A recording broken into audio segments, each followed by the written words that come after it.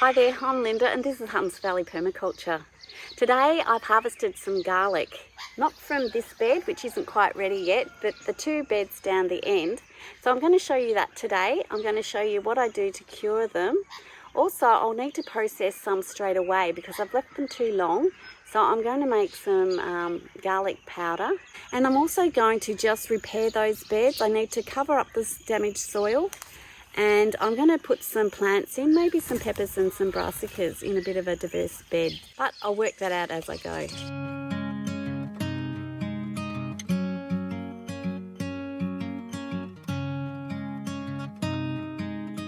These plants definitely need to get out of the ground. There's not a lot of green left, so regardless of their size, they're coming out today, and then I'll decide what I'll do with it, whether they're worthy of curing or whether I just try and process them straight up.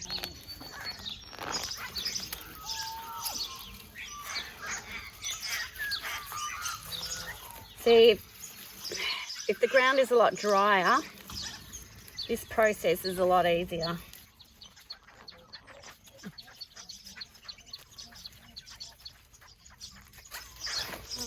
Well, that one's not looking too bad.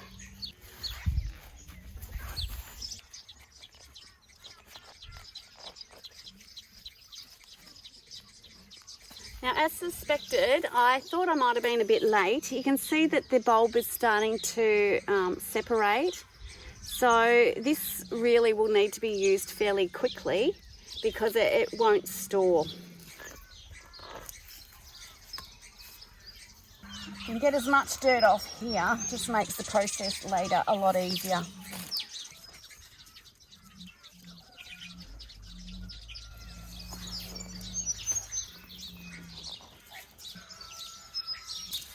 Now, they're not as big as my harvest last year, but I think that's because they were infected with rust. So that's another one that's already split.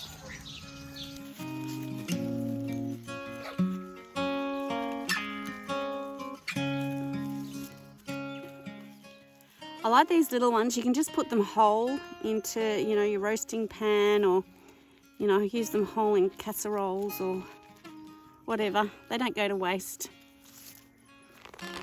Now, don't pull on the stalk as you're pulling it out. Really lever it up with your spade so that this neck doesn't pull off.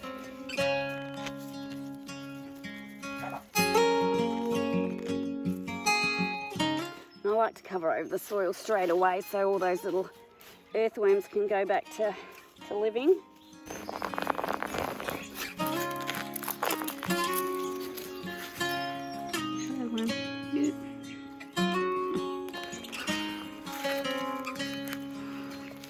Lots of worms indicates pretty good soil.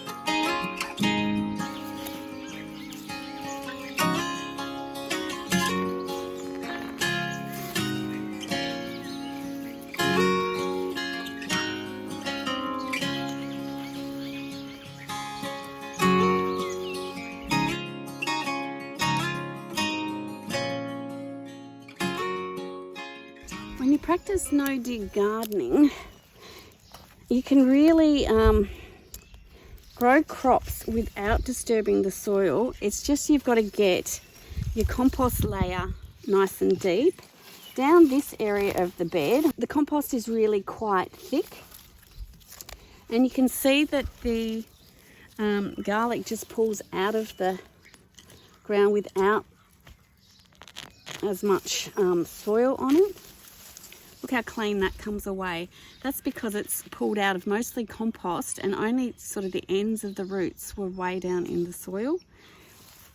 And you can just see that's an organic layer, not down into the parent dirt. So down this end of the bed, I've had a lot more compost, and up the other end, you can see there's a lot more dirt coming up and a lot more soil disturbance. So if you can get your compost really thick, then you disturb your soil a whole lot less.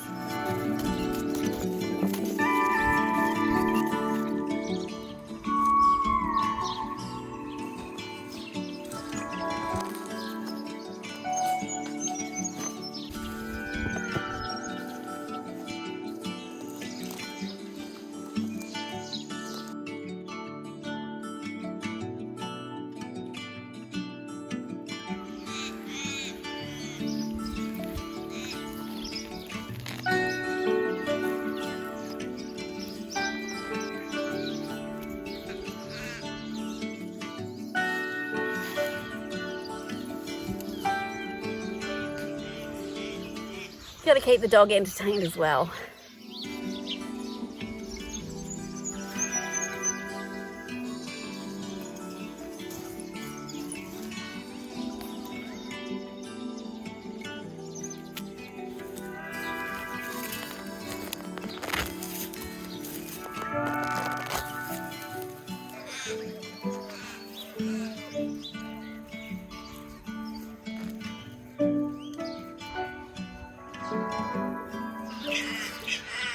That one's really broken up. I'll use that one straight away in cooking.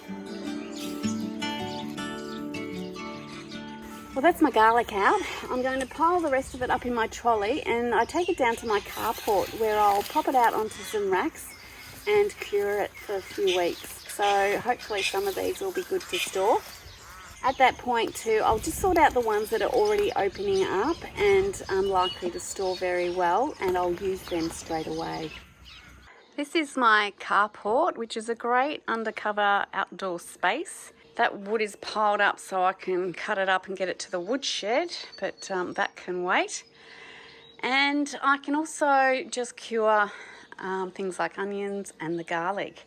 Now I've got just 2 pallets that I've set up here. Last year I just put the mesh on the one pallet but found that that wasn't large enough. But I do have this steel mesh panel that I haven't used for anything as yet.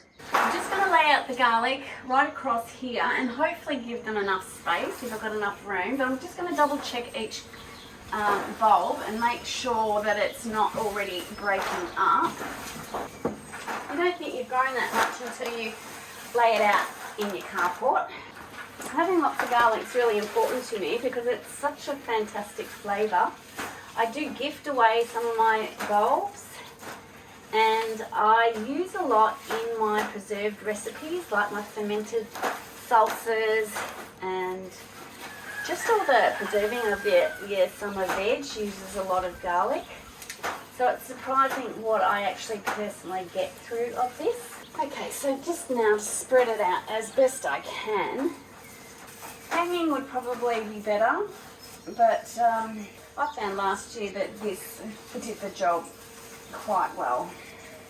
This garlic here, you can see it's starting to split open. So I'm just going to process that now, give it a good wash.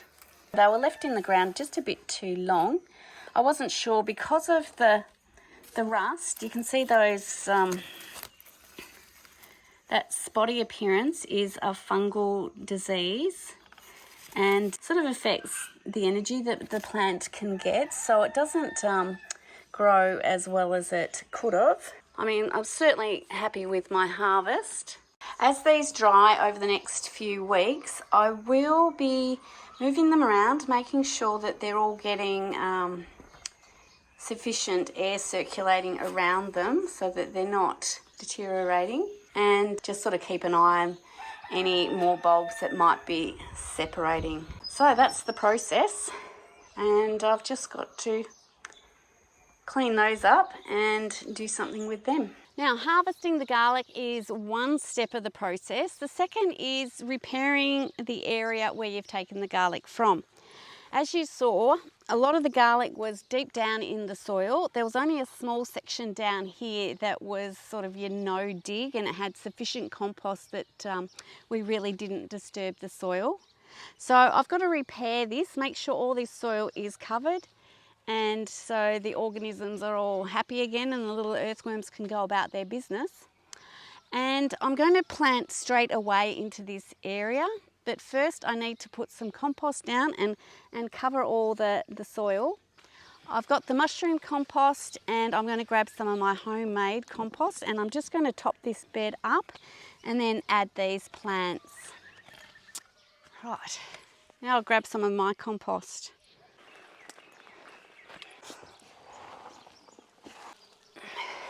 Now I'm trying not to step on the compost too much because it's just full of worms and I don't want to squash any of them.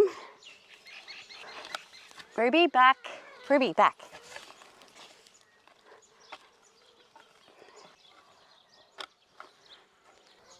So that's the compost on now. It's introduced lots of worms to this garden bed. I've got a few chilies, 3 different types of chilies I'm going to put in, a couple of eggplants, and these are mostly broccoli because I love broccoli. And there's just one cauliflower seedling which was supposed to be in the ground about 3 months ago, so I don't know how that'll do, but I'm going to throw it in. And this one, it's nearly non-existent, but I'll give it a go.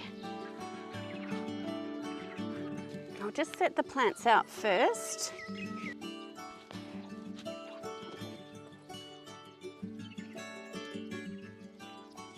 Now I'm just spreading these as evenly as possible, and I'm likely to scatter some more lettuce seeds in the mix. Now as I plant these, I'm going to try not to dig into the soil. If I can leave it up in the compost layer, I'm going to do that. I've disturbed the soil enough.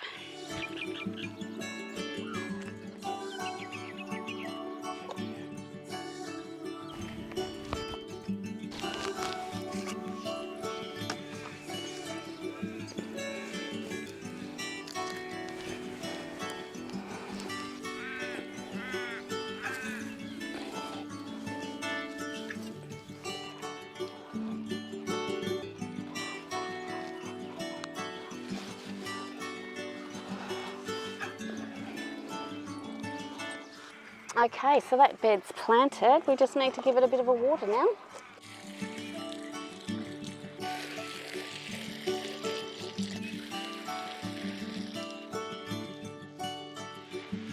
Now I've just got the second bed to go, and then I've got some more plants to go in here.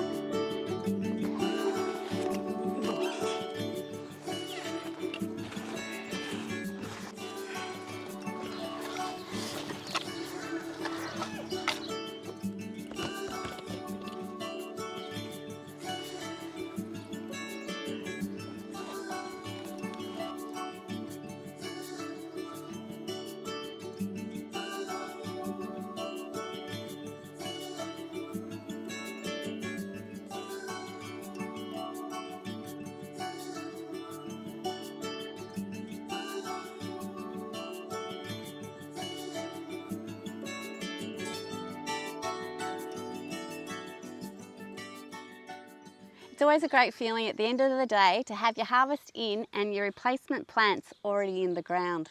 Now with the ones that I can't store, I'm going to process those, whiz up the garlic and then dehydrate and then whiz it again into a powder, which will be great to just grab out of the cupboard for flavouring dishes during the year.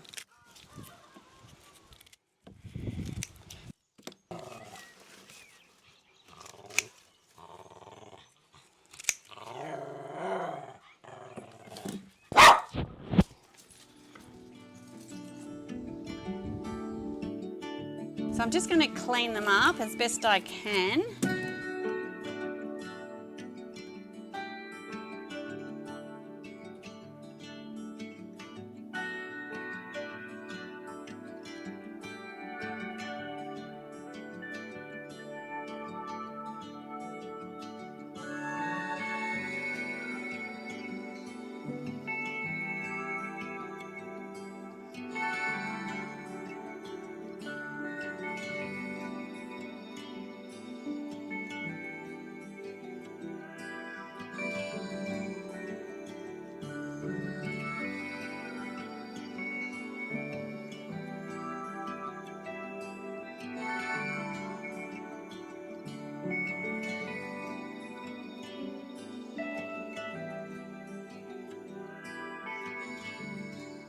The garlic's all dry and crispy now. So all you have to do is pop that into your food processor. Make sure that that's clean and dry. I usually put it onto one of my baking sheets to tip it in there because it can get a little messy.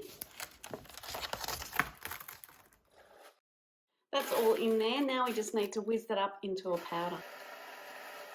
It's had a chance to settle now, so I'll just open that up and see what we've got. And then we have our garlic powder. Again, I just use a silicone sheet to get it into my jar.